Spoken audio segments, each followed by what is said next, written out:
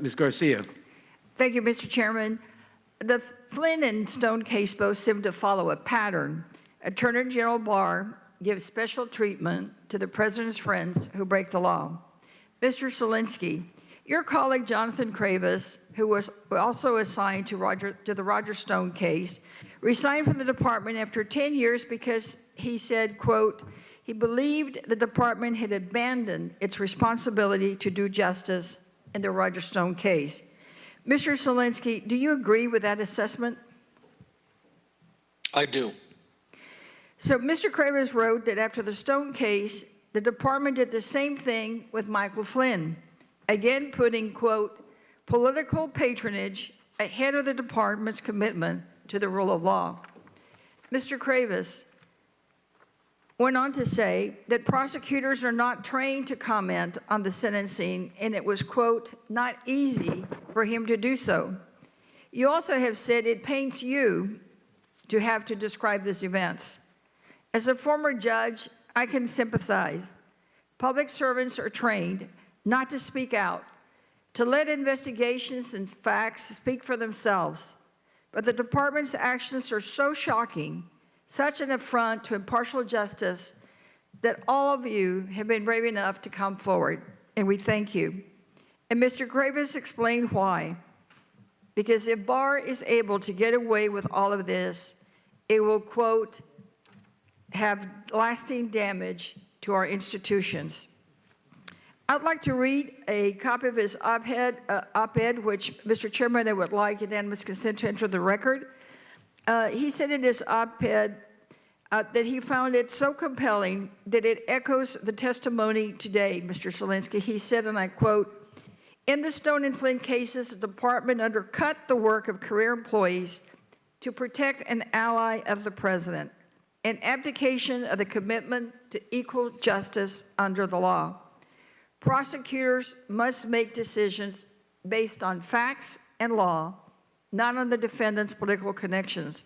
In other words, when the Justice Department makes decisions based not on facts and law, but a defendant's political connections, it betrays our system of justice.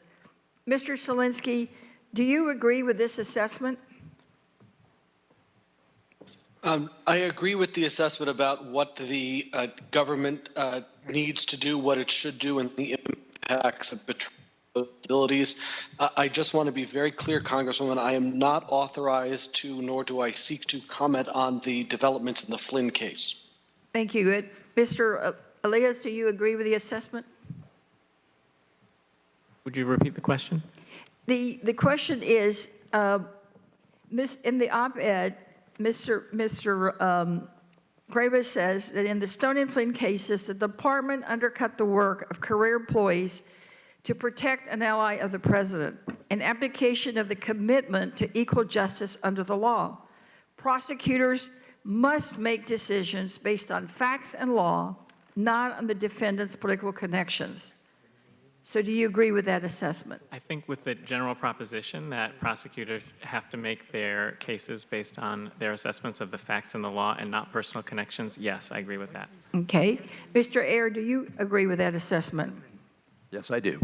Well, I do as well. And what's worse is that what Attorney General Barr did to the prosecutors who were brave enough to speak out, he publicly condemned them, despite knowing that they could not defend themselves. Mr. Kravis wrote that these actions, quote, send an unmistakable message to prosecutors and agents. If the president demands, we will throw you under the bus. Mr. Elias, what has been the effect on morale to think the Attorney General will, at the president's whim, throw employees under the bus? Well, when you look at morale in the Antitrust Division, as reflected in the Viewpoint Survey, we are ranked 404 out of 420. 404 out of 420. Yes, for agency subcomponents. So you're down at the bottom. Yes. All right. Mr. Selinsky, how unique is this for a department to provide special treatment to a favorite friend and ally of the president over the recommendations of career attorneys? It is, in my experience, unheard of. It is unheard of. Well, it is unheard of, And we have also seen what he's done recently to Berman. The president and this attorney general have tried to send a warning to anyone who wants to speak out against the president, to anyone who is willing to stand up to them.